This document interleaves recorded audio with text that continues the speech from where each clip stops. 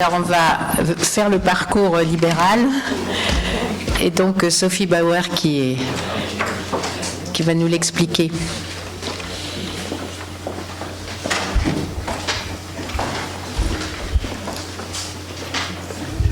Alors, l'exercice de style consistait à parler du parcours libéral. Donc je vais quand même vous faire très très vite mon parcours universitaire. Moi j'étais concours 90, donc la génération d'avant on va dire. Et si on estime que la chirurgie pour les femmes était pavée de roses, c'était plutôt les épines que les pétales. Donc voilà. J'ai fait mon internat à Marseille, donc j'étais très bien classée. J'ai pu choisir la chirurgie thoracique et cardiovasculaire. J'ai fait un beau parcours de l'internat là-bas. J'ai eu la médaille de médecine de l'internat de Marseille. J'étais la première non-marseillaise à avoir la médaille de médecine à Marseille, donc ça avait fait grand bruit à l'époque. J'ai fait un DEA de biologie moléculaire, option génétique, et je suis arrivée majeure devant les scientifiques, donc ça avait un petit peu fait du bruit aussi à l'époque. Et puis j'avais passé ma thèse par contre en 1993 parce que je voulais pas perdre de temps sur mon parcours, ce qui m'a valu la joie de refaire après l'équivalent d'une deuxième thèse pour le TES, mais quand on est jeune on comprend pas toujours comment ça se passe, donc j'ai fait l'équivalent de 2 thèses au lieu d'une. Et quand j'ai passé ma thèse, donc j'avais travaillé sur 252 cas de chirurgie thoracique de l'aorte que j'avais repris sur 20 ans. Donc je ne sais pas si vous voyez le boulot à l'époque où les dossiers étaient microfilmés, il fallait retrouver tous les patients. J'avais 5 perdus de vue sur 252 patients. Et donc un tiers de ma thèse a fait l'objet d'une publication internationale avec mon nom en 7e position qui ne comptait donc pas pour les concours. Et quand j'ai posé la question à mon patron de l'époque, il m'a dit « Mais enfin Sophie, vous êtes une femme !» Alors jusque-là, on était assez d'accord. Et il m'a dit « Vous n'avez donc pas besoin de faire une carrière. » Voilà, ça s'est passé comme ça. Donc après, quand j'ai eu l'occasion d'aller faire mon clinica sur Paris, j'ai un peu sauté sur l'occasion. Je me suis dit peut-être que là-haut, ils sont un peu moins misogynes, on va dire. C'était quand même, je dirais, un peu plus égalitaire sur Paris que sur le sud, très clairement. Néanmoins, je vais vous expliquer comment j'ai atterri en libéral, puisque j'avais quand même un parcours qui pouvait aussi me prédestiner éventuellement à une carrière universitaire. Donc quand je suis arrivée en chirurgie, on était un peu une espèce en voie d'apparition. Il y avait eu quelques pionnières avant nous. J'avais rencontré lors de mon externat Madame Lapierre, qui était neurochirurgienne à l'époque, des hôpitaux de Tours, et qui m'avait dit d'emblée, c'était mon premier choix d'externe, vous savez Sophie, si vous choisissez la chirurgie, sachez qu'on épouse en général que ça. Donc le tableau était un peu brossé dès le départ, si je puis dire. Donc voilà. Donc on était une espèce d'envoi d'apparition. Certains nous prenaient un peu pour des drôles d'oiseaux et se demandaient ce qu'on faisait là. Et donc il a un peu fallu qu'on fasse notre place, ça c'est sûr. Alors pourquoi une installation en clinique privée ? En fait, ça a été une conjonction de différentes choses. D'abord, l'hôpital public, à ce moment-là, c'était le budget global. Et donc, le grand service où j'étais chef de clinique arrêtait d'opérer tout ce qui était réglé au mois de décembre et on transférait tout vers un hôpital moins prestigieux d'une autre région parce qu'on avait épuisé notre budget global. Donc, on n'avait plus le droit que de faire les patients qui arrivaient par les urgences. Et donc, toute la chirurgie s'arrêtait aux alentours du début décembre. Donc, c'était une situation qui, personnellement, me déplaisait en tant que médecin, donc voilà. Il y avait aussi le fait qu'on ne choisissait pas le matériel qu'on implantait aux patients. C'était les gestionnaires qui faisaient ça. Donc un jour, ils sont arrivés avec une série de prothèses noires que bien sûr nous cousions avec des fils bleu marine, ce qui était extrêmement pratique. Donc voilà, ils avaient dû trouver ça en solde, je suppose, mais bon, des trucs qui en plus relarguaient du carbone dans les patients, donc vraiment parfait, quoi. Et puis je me suis trouvée un jour en train de faire 20 minutes de bouche à bouche et de massage cardiaque dans un grand hôpital parisien parce qu'il y avait un chariot d'urgence pour 2 étages de médecine par mesure d'économie. Alors là, ça a été la goutte qui a débordé le vase. Et c'est ce jour-là, j'étais mûre à point que j'ai reçu la proposition d'installation en libéral. Et je me suis dit, finalement, j'y ai jamais pensé avant, mais là, je crois que je vais y réfléchir. Donc voilà, alors je suis allée voir le cabinet de recrutement, c'est des gens étonnants parce que avant même que je leur donne mon CV, ils savaient tout de moi, donc je ne sais pas comment ils fonctionnent, mais je vous assure que c'est très curieux quand on arrive et qu'ils vous déroulent tout ce que vous avez fait alors que vous leur avez encore rien donné. Donc voilà, ils savaient qui j'étais. Et du coup, je me suis dit, bah voilà, je m'installe en libéral. Alors évidemment, il y a les méandres de l'installation en libéral. Donc déjà, il y a la première chose à sortir de la jungle, c'est le contrat d'exercice que vous fait l'établissement et qui donc définit toute votre vie future au sein de l'établissement avec ce que vous avez le droit de faire, pas le droit de faire, les lits, pas les lits, les bureaux et le plateau technique qui est extrêmement bien décrit. Moi, j'avais choisi une clinique où il y avait un beau plateau technique de façon à pouvoir faire la chirurgie que j'avais envie de continuer à faire. Donc voilà, j'avais été dans les derniers, alors je vous ai montré les hirondelles tout à l'heure, là on pourrait dire un peu les pigeons à racheter un droit de présentation de la patientèle parce que 2 ans après ça ne se faisait plus. Et donc ça m'a donné l'occasion d'être présentée effectivement aux correspondants et pendant 6 mois j'ai vu arriver des patients d'un autre monde qui avaient été opérés au minimum 5 ou 6 fois avant. Donc en fait les gens vous testent. Et au fur et à mesure que je passais des heures, des nuits au bloc pour essayer de rafistoler ce qui restait de la dernière artère de la revanche, je me disais, et en plus j'ai payé pour ça. Donc voilà. Alors après, il y a des choses intéressantes aussi, qui est l'embauche de votre personnel. Donc je suis allée déclarer ma secrétaire, bien entendu, dûment, j'ai rempli un dossier épais d'une 40aine de pages, et il me manquait juste mon numéro de siret, puisque je venais juste de m'installer. Et donc quand je suis allée la semaine d'après déclarer mon aide opératoire, je me suis dit quand même, tout est bien pour ma secrétaire, il n'y a pas de problème. Et ils ont regardé, ils m'ont dit, ah ben non, on n'a rien. Je dis, bah, c'est bizarre. Ils m'ont expliqué que comme il n'y avait pas le numéro de siret, le dossier que j'avais passé l'après-midi à remplir avait été mis direct à la poubelle. Et donc je me retrouvais dans la totale illégalité en étant persuadée d'être parfaitement dans la légalité. Donc ça, c'est des petites choses aussi que la faculté de médecine ne vous enseigne pas pendant vos années de formation.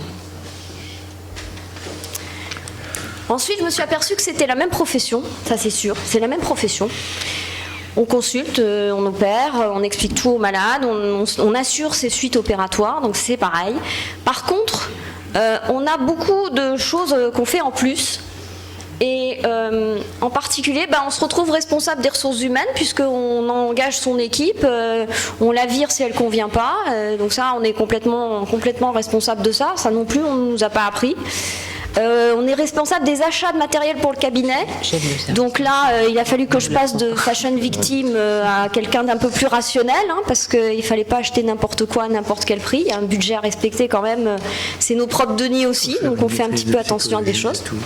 Le bon côté, c'était qu'on était responsable par contre du choix du matériel au bloc opératoire et des instruments dont on avait besoin. Donc ça a été génial.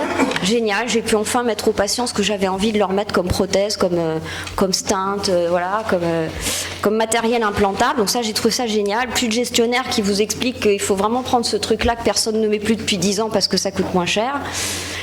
Et donc l'instrumentation, ça permet d'avoir du matériel de qualité, pas forcément quelque chose qui était un peu utilisé avant par d'autres chirurgiens.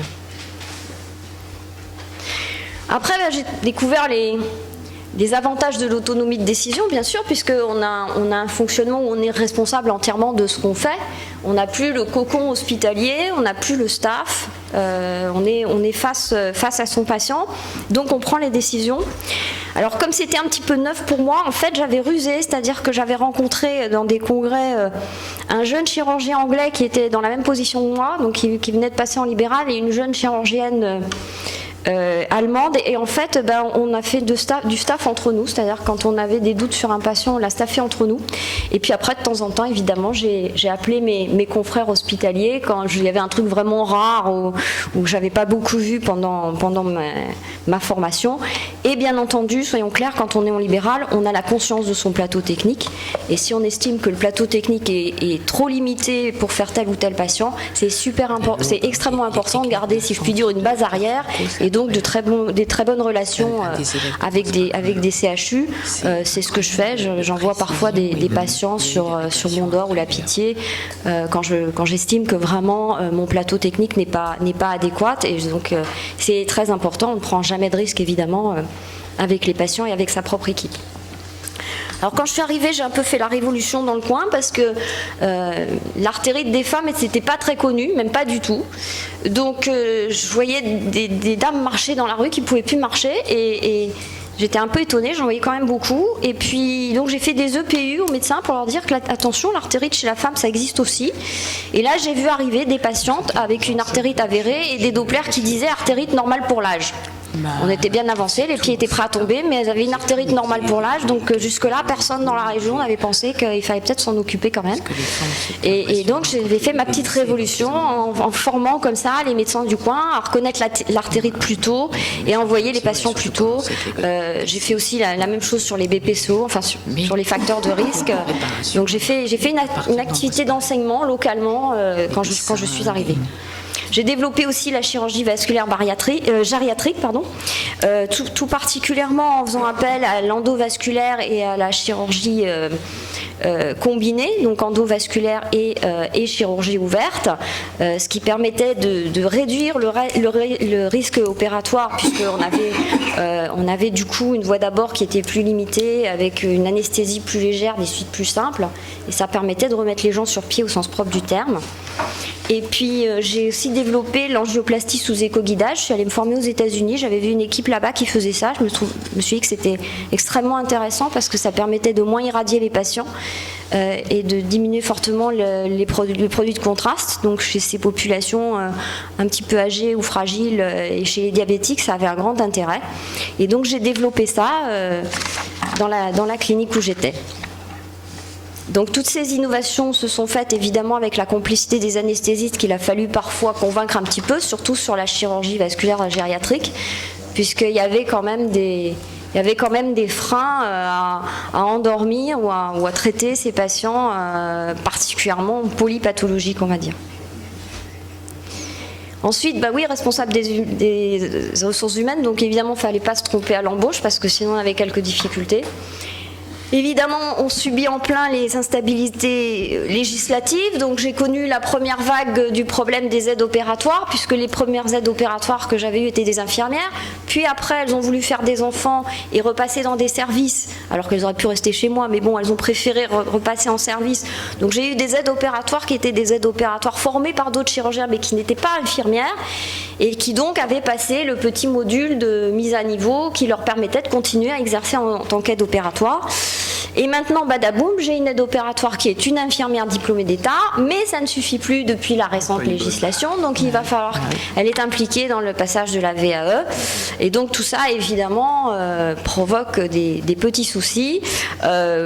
Pour vous donner l'état des choses, dans tous les blocs opératoires de France, on est très embêtés par ce dispositif législatif, et d'autant plus que certains personnels qui sont en poste depuis 20 ans, plutôt que de s'embêter entre guillemets à faire une VAE, préfèrent démissionner de leur poste et partir faire du libéral plutôt que de rester au bloc opératoire.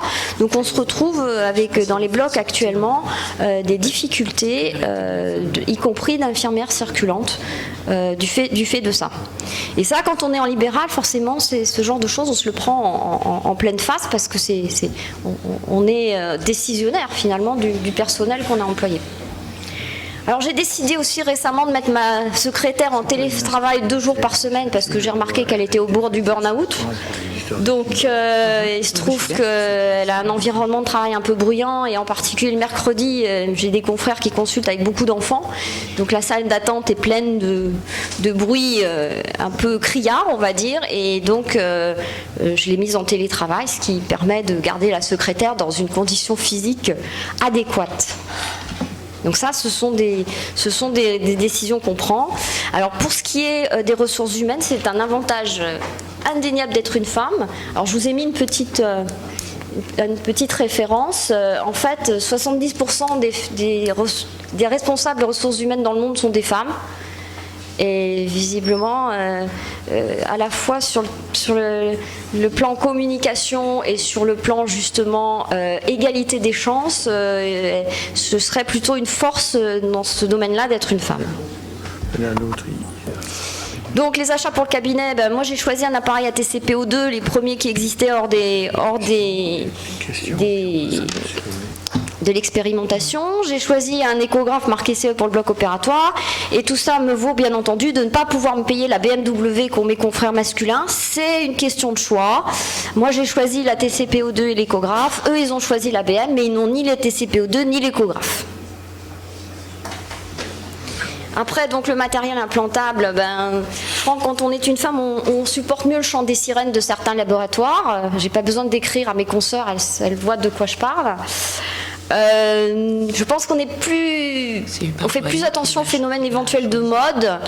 Et enfin, je suis persuadée on est très conscient de notre responsabilité populationnelle. Il ne faut pas oublier que quand on choisit du matériel qui est coûteux, c'est à enveloppe fermée, c'est aussi tant de patients qui n'auront pas d'accès aux soins. Donc il faut toujours faire cette balance bénéfice-risque. Et je crois qu'en tant que femme, on fait ça plutôt bien. J'ai écourté, mais j'avais plein de choses à dire. Alors, il y a un grand intérêt à être en libéral, c'est la gestion du temps. Moi, quand je suis passée en libéral, à l'époque, c'était avant les lois européennes dont on a parlé. Et donc, en fait, je suis passée de 90 heures de travail par semaine à 70. J'ai eu l'impression de rentrer au Club Med. Donc, je me suis formée, j'en ai profité pour aller me former en Belgique, aux États-Unis. Et puis, j'ai passé le diplôme de la réparation juridique du dommage corporel. Voilà. Ensuite, j'ai fait président de CLIN pendant des années. Donc, j'avais mis au point le suivi des infections nosocomiales et ça avait été une grande force pour l'établissement. J'ai fait partie aussi du comité des médicaments. J'ai fait des activités syndicales, je me suis battue pour les médecins privés de thèse parce que c'est pas parce qu'on est chirurgien qu'on ne voit pas ce qui se passe ailleurs. Alors ça, c'est des jeunes généralistes qui avaient subi une modification législative qui en fait les empêchait de passer leur thèse. Ils n'ont pas pu passer leur thèse. Et donc on a réussi par le biais d'une loi montagne à leur faire repasser leur thèse. Voilà. Ça concernait un certain nombre de médecins en France alors qu'on en manque. Eux ne pouvaient pas exercer. Donc les activités aussi de transmission, j'ai été coach au Hacking Health Camp. Alors le Hacking Health, c'est un événement européen qui réunit des designers, des étudiants en design, en gestion, en médecine et en pharmacie. Et en fait, ils passent un week-end à faire des objets connectés. C'est extraordinaire. Et donc voilà, j'ai coaché là pendant 2 ans. C'est une activité assez sympa. Si vous pouvez conclure. Je conclus. Oui. Donc, je suis aussi vice-présidente de l'Institut Women Faith et je conclurai en vous lisant cette phrase du Women 7.